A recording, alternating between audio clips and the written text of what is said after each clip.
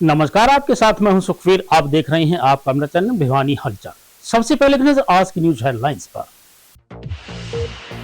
शिक्षा बोर्ड अध्यक्ष डॉक्टर पवन कुमार ने पत्रकार वार्ता करके नकल रहित परीक्षाएं करवाने की दी जानकारी।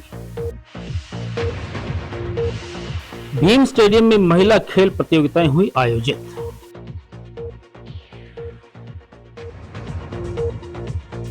लापता रेलवे कर्मचारी का शव नहर में मिला, पुलिस जांच में जुटी। अब खबरें विस्तार से। हरियाणा विद्यालय शिक्षा बोर्ड के द्वारा संचालित की जाने वाली 10वीं और 12वीं की परीक्षाएं 25 फरवरी से कड़े प्रबंधों के बीच शुरू होने जा रही हैं। बोर्ड अध्यक्ष प्रोफेसर डॉक्टर पवन कुमार शर्मा ने दूसरी बार बोर्ड अध्यक्ष का कार्यभार संभालने के बाद जानकारी दी कि परीक्षाओं को नकल रहित करवाने के लिए 325 उड़न दस्ते बनाए गए हैं। ये उड़न दस्ते प्रत्येक परीक्षा केंद्र पर बारीकी से निगरानी रखेंगे। उन्होंने कहा कि 10वीं की परीक्षा में 2,95,721 और 12वीं की परीक्षा में 2,70,660 अभ्यर्थी परीक्षा देंगे। परीक्षाएं दोपहर 12:30 बजे से 3:30 बजे तक होंगी। बोर्ड प्रशासन के द्वारा सभी परीक्षार्थियों के एडमिट कार्ड ऑनलाइन जारी कर दिए गए हैं। दूसरी बार बोर्ड अध्यक्ष का कार्यभार संभालने के बाद प्रोफेसर डॉक्टर पवन कुमार शर्मा ने कहा कि बोर्ड की परीक्षाएं नकल रहित संचालित करना उनकी प्राथमिकता है तथा इसके लिए शिक्षा विभाग विशेषकर जिला शिक्षा अधिकारियों की सक्रिय भागीदारी अति आवश्यक है। उन्होंने सभी जिला शिक्षा अधिकारियों से नकल रोकने के उपायों पर विचार विमर्श किया। उन्होंने कहा कि नकल रोकने में शिक्षकों की भी अहम भूमिका है तथा परीक्षाओं को नकल रहित संचालित करवाने में उन्हें पूर्ण कर्तव्य निष्ठा और ईमानदारी से कार्य करना होगा। 10वीं और 12वीं की परीक्षा में नकल व अन्य अनुचित साधनों के इस्तेमाल पर रोक लगाने के लिए 325 फ्लाइंग स्क्वाड्स करीब 1420 परीक्षा केंद्रों पर लगातार निरीक्षण करेंगे। इस बार भी सेकेंडरी, सीनियर सेकेंडरी, मुक्त विद्यालय और डीएलएड की जो परीक्षाएं हैं वो 25 फरवरी से आरंभ होकर के 1 अप्रैल तक चलेंगी। इसमें 25 फरवरी से जो परीक्षाएं हैं वो सीनियर सेकेंडरी की परीक्षा होगी और 26 फरवरी को पहली जो परीक्षा है वो सेकेंडरी की परीक्षा होगी। और यदि मैं कुल विद्यार्थियों की संख्या इसमें आपको बताना चाहूँ, परीक्षार्थी जो इसमें अपीयर होने जा रहे हैं वह संख्या 5,71,767 है। यह संख्या परीक्षार्थियों की आज तक का जो हमारे पास डाटा है उसके आधार पर है। ऐसा मैंने इसलिए कहा है कि अभी इस समय भी हरियाणा ओपन स्कूल के अंतर्गत काफ़ी परीक्षार्थी फार्म लेट फीस के साथ भर रहे हैं, जिसकी वजह से ये संख्या बढ़ने जा रही है। यदि अलग अलग से मैं दोनों परीक्षाओं की बात करूं, सेकेंडरी परीक्षा में जो हमारे परीक्षार्थी अपीयर होने जा रहे हैं वह संख्या 2,95,748 है, जिसमें 1,55,027 छात्र और 1,40,731 छात्राएँ होंगी। इसी प्रकार से यदि सीनियर सेकेंडरी की हम बात करें तो वहाँ कुल संख्या 2,70,663 है, जिसमें 1,41,566 छात्र और 1,29,097 छात्राएँ अपीयर होने जा रही हैं। इसके साथ साथ जो मैंने अभी आपको बताया डीएलएड, जो एलिमेंट्री एजुकेशन के डिप्लोमा की जो परीक्षा होती है वह भी इन्हीं परीक्षाओं के साथ चलेगी और उसमें कुल संख्या जो परीक्षार्थियों की है वो 5,356 है। ये सारी जो परीक्षाएं हैं साइमल्टेनियसली परीक्षा केंद्र जो हमने बनाए उन पर चलेंगी। 1,420 परीक्षा केंद्र टोटल बनाए गए हैं। उन्होंने बताया कि परीक्षाओं में अनुचित साधनों का प्रयोग करने वालों तथा सहायता प्रदान करने वालों के खिलाफ शून्य सहनशीलता की नीति अमल में लाई जाएगी। परीक्षा प्रारंभ होने से पूर्व सभी विद्यार्थियों की तलाशी के बाद ही परीक्षा भवन में प्रवेश की अनुमति होगी। बाह्य हस्तक्षेप की रोकथाम के लिए जिला प्रशासन द्वारा धारा 163 लागू की जाएगी तथा परीक्षा केंद्र की 100 मीटर की परिधि के अंदर यदि कोई व्यक्ति अनावश्यक रूप से घूमता मिलता है या नकल करवाने में संलिप्त पाया गया तो उसके खिलाफ नियमानुसार पुलिस प्रशासनिक कार्रवाई अमल में लाई जाएगी। इसमें खास तौर पर इस बार यह ध्यान रखा गया है कि परीक्षार्थियों को परीक्षा केंद्र में कहीं दूर ना जाना पड़े, क्योंकि परीक्षार्थियों की सुविधा और जो खास तौर पर छात्राओं की सुरक्षा का इसमें मुख्य प्रश्न जो होता है वो हमने ध्यान में रखा है। इसके बावजूद कुछ एक ऐसे अभी मामले संज्ञान में आए हैं जहां किन्हीं कारणों से परीक्षा के अंदर एक निर्धारित जो दूरी है उससे दूर बन गए हैं। उसके लिए प्रक्रिया जारी है। कोशिश की जा रही है कि परीक्षार्थियों को नज़दीक से नज़दीक जो परीक्षा केंद्र है उस पर उनको अकोमोडेट किया जा सके। सर, नकल रोकने के लिए कि आपने क्वेश्चन किया कि परीक्षा की शुचिता और पवित्रता के लिए क्या आवश्यक कदम उठाए गए हैं। मैं आपको बताना चाहूँगा 325 उड़न दस्ते इस समय प्रभावी जो उड़न दस्ते हैं वो हमने कंस्टिट्यूट कर दिए हैं, जो कि हरियाणा विद्यालय शिक्षा बोर्ड के स्तर पर ही सारे के सारे कंस्टिट्यूट किए गए हैं। इस बार आज ही एक वर्चुअल मीटिंग जिला शिक्षा अधिकारियों की भी 11 बजे ली गई थी, जिसमें उनसे यही अनुरोध किया गया था कि कोई भी उड़न दस्ता जिला शिक्षा अधिकारी या डिप्टी कमिश्नर या मतलब ब्लॉक या खंड स्तर पर अपने स्तर पर नहीं बनाया जाएगा। सभी उड़न दस्तों का गठन हरियाणा विद्यालय शिक्षा बोर्ड के द्वारा किया गया है।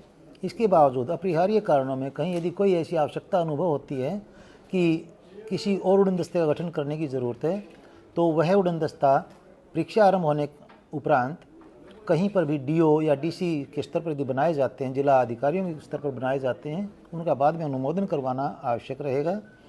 महिला एवं बाल विकास विभाग द्वारा भीम स्टेडियम में 2 दिवसीय महिला खेल कूद प्रतियोगिताएं आयोजित करवाई गई।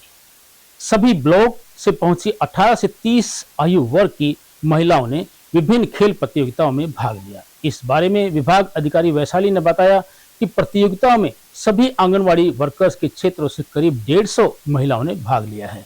प्रतियोगिता में मीनू ने 300 मीटर दौड़ में बेस्ट पोजीशन हासिल की। उन्होंने बताया कि इस प्रकार की प्रतियोगिताओं से महिलाओं का आत्मविश्वास बढ़ता है।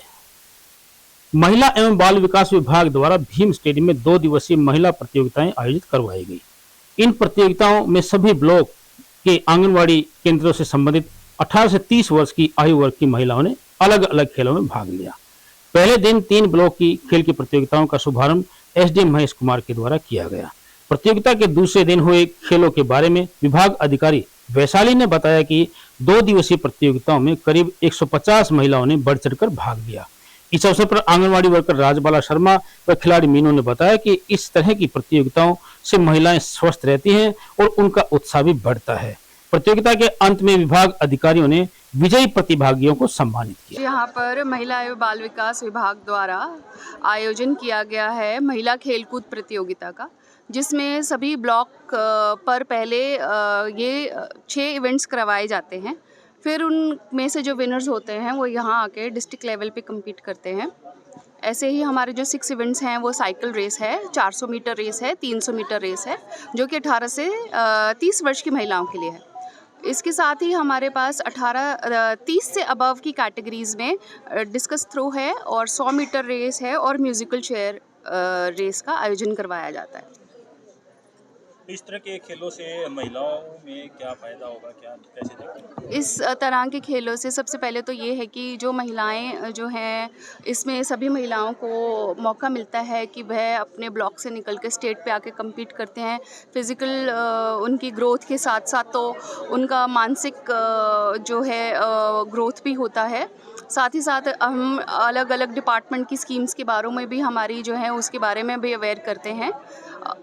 यही इसका मेन उद्देश्य है। जो यहाँ विजेता महिलाओं को क्या क्या इनाम दिए जाते हैं, किस प्रकार से, कितनी महिलाओं को इवेंट में हिस्सा लिया? फर्स्ट को 4100, देन 3100 एंड देन 1100 का अवार्ड दिया जाता है। और इसमें कितनी महिलाओं ने कितने 27 था ना एक इवेंट का, हमारे पास कम से कम 150 महिलाओं ने पार्टिसिपेट किया। यहाँ पहुँची महिलाओं का चयन कैसे किया गया, किस तरह? आपको अभी बताया मैंने कि ब्लॉक लेवल्स पर भी सेम इवेंट्स करवाए जाते हैं। उसके बाद जो विनर्स वहाँ चयनित होते हैं उनको यहाँ पर यहाँ वो compete करते हैं दोबारा और फिर उनको फर्स्ट सेकंड थर्ड को अवार्ड दिया जाता है। स्टेट लेवल या जिला स्तर पर भी आगे जाने का मौका मिलता है? ये ज़िला स्तरीय हुए हैं। स्टेट पे अभी हमारे पास कोई इन्फॉर्मेशन नहीं है कि स्टेट पर होगा कि नहीं होगा। तो इस तरह खेलों से और आगे क्या प्रोत्साहन मिलेगा, कैसे आगे बढ़ाए जाएंगे महिलाओं को? देखिए, जो 18 से 30 की कैटेगरी की महिलाएं हैं, जैसे जो स्पोर्ट्स में अच्छा हैं, उनको इससे और प्रोत्साहन मिलता है। और सिमिलरली 30 अबव की जो हैं महिलाएं हैं हमारे पास, उनको भी एक मौका मिलता है कि वो अपने जो इनर कैपेबिलिटीज़ हैं उनको पहचानें। खेलों को खेलों की भावना में खेलना चाहिए। हमारे ना जो आंगनवाड़ी वर्कर और जो हमारे लाभार्थी हैं उनके गेम हुए थे कल। आज पूरे भिवानी डिस्ट्रिक्ट के पूरे ज़िले से जो विजेता हैं वो जिला स्तर पर खेलेंगे, उनके गेम चल रहे हैं। इस तरह के क्या क्या खेल आयोजित किए जा रहे हैं, कितने प्रतिभागी हैं, क्या क्या? प्रतिभागी हर खेल के 6 तरह के खेल आयोजित किए हैं हमारे विभाग ने, ICD WCD ने। और उसमें हर खेल से 3 प्रतिभागी विजेता आए हैं। 9 ब्लॉक हैं भिवानी के और 6 खेल ये हैं। साइकिल रेस है, 400 मीटर की रेस है, 300 की, 100 मीटर रेस और डिस्को थ्रो और ये म्यूजिकल चेयर। तो इस तरह के खेलों से क्या फायदा होता है स्वास्थ्य को लेके या वैसे? इस तरह के खेलों से सबसे पहला मोटिवेशन तो यही है कि हमारी महिलाओं का आत्मविश्वास बढ़ता है, घर से बाहर निकलने का मौका मिलता है और उनका हुनर होता है, उनके अंदर जो छिपी हुई प्रतिभा होती है वो भी सामने आती है और उनको ये भी चलता है कि हम कुछ हैं, कर सकती हैं। तो मोटिवेशन और उनका आत्मविश्वास को बहुत ज़्यादा बल मिलता है इस चीज़। सिकंदरपुर गांव से हूँ मैं और यहाँ पर मतलब ये आंगनवाड़ी के गेम होते हैं, तो यहाँ पर हमने मतलब पहले ब्लॉक में पार्टिसिपेट करा था, वहाँ भी मेरी 300 मीटर में फर्स्ट पोजीशन थी और यहाँ पर डिस्ट्रिक्ट में भी 300 मीटर में मेरी फर्स्ट पोजीशन है। और अभी देखो थोड़ी देर में इनाम देंगे, कितनी देर में देंगे। और कितने दिनों से रेस कर रहे हो? रेस मेरे को 4 साल हो गए। मैं मतलब 800 मीटर रनिंग करती हूँ और मतलब नेशनल में मेरा पार्टिसिपेट है, स्टेट में मेरे बहुत सारे मेडल हैं। यहाँ पर मतलब डाइट वगैरह कुछ नहीं दिया, बस एक बिस्कुट का पैकेट दिया 10 रुपये वाला, कोकोनट वाला, और कुछ ना दिया है। करना तो क्या चाहिए भाई, ज़्यादा से ज़्यादा छोरिया बताना चाहिए बड़कन तो मेरा एक टक्कर के इवेंट है। मैं तो भाई हर साल आऊँ तो मैंने मेरा पार्ट जाओ है। बाकी मैं चाहूँ कि भाई गाँव में जितनी भी छोरी हैं जो मतलब भाई मारवर के तो गेम करा हमने तो मेरा पार्ट जाए, जो नॉर्मल छोरी उन्हें सब ने पता चलना चाहिए भाई पूरा इवेंट होने लग रहे हैं भाई। तड़का ने वे भी आगे बढ़ा है, हम तो बढ़ा ही। हाँ, हमारे तो घर के भाई सपोर्ट करें हैं, बाहर के मैं चाहूँ बाहर के बालक भी। रेलवे विभाग में नौकरी करने वाले शास्त्री नगर निवासी आदित्य का शव जब नहर में मिला तो आसपास के क्षेत्रों में सनसनी फैल गई। मृतक की माता सुमन ने बताया कि उनका लड़का स्कूटी पर सवार होकर दिल्ली के लिए निकला था। इस मामले की जांच कर रहे सदर थाना SHO उग्रसेन ने बताया कि आदित्य का शव नहर में मिला है और पुलिस इस मामले में गंभीरता से जांच कर रही है। अनाज मंडी के पीछे शास्त्री नगर निवासी सुमन ने पुलिस को शिकायत में बताया कि उसका लड़का आदित्य दिल्ली में रेलवे में नौकरी करता है। 18 फरवरी शाम को करीब 7 बजे घर से स्कूटी लेकर ड्यूटी पर जाने के लिए वह कहकर गया था। अगले दिन सुबह आदित्य के पास कॉल की तो उसके लड़के का फोन बंद आ रहा था। उसने रेलवे विभाग के ऑफिस में फोन किया तो पता चला कि उसका लड़का ड्यूटी पर नहीं पहुंचा। आदित्य के दोस्तों से पता किया तो बताया कि उसने दोस्तों के साथ रात में पार्टी की और आदित्य नहर में गिर गया। सदर थाना के SHO उग्रसेन ने बताया कि आदित्य का शव नहर में मिला है। पुलिस मामले की गंभीरता से जांच में जुटी हुई है। जांच व शिकायत के आधार पर आगामी कार्रवाई की जाएगी। हम SP साहब से मिलने आए थे, जो कि आज है नहीं, छुट्टी पे हैं। उनसे मिलने के लिए आए थे। मेरी सिस्टर रहती है शास्त्री नगर भिवानी में, उसका लड़का रेलवे में लगा हुआ है। 18 तारीख को शाम में 4:30 बजे वो घर से निकला था ड्यूटी जाने के लिए दिल्ली। उसके बाद में वो लापता है, ड्यूटी पे पहुंचा नहीं। उसके साथ 2 लड़के थे जिन्होंने पार्टी सार्टी की है रात को और उन्होंने एप्लीकेशन दी सदर थाने में। उसके बाद में हमें पता चला कि भाई ऐसे ऐसे कि भाई वो लड़का वहाँ से गायब है। कितनी उम्र है? उम्र है 22 साल है लड़के की। आदित्य नाम है, रेलवे में सर्विस करता है। उसका पिताजी गुजरा हुआ है।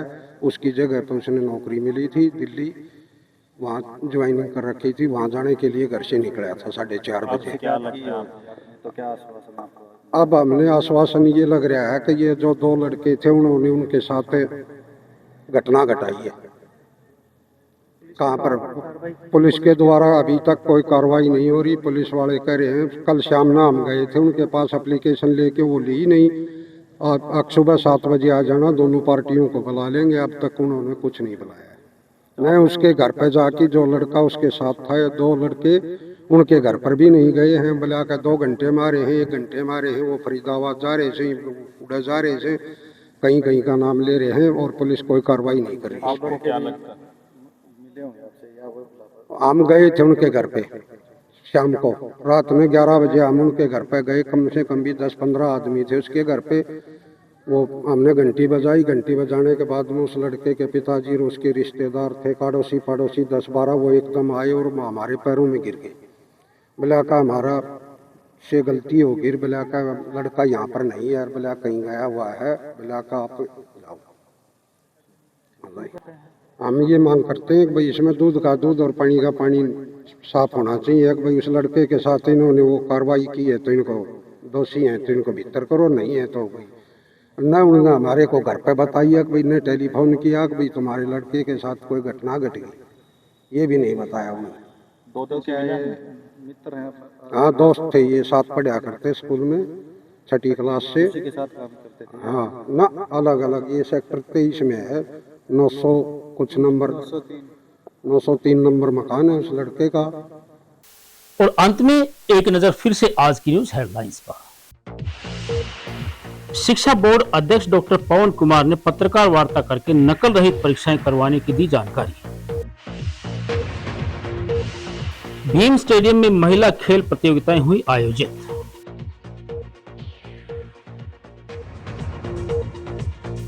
लापता रेलवे कर्मचारी का शव नहर में मिला, पुलिस जांच में जुटी। अब मुझे दीजिए इजाजत, देखते रहिए आपका अपना चैनल भिवानी हलचल।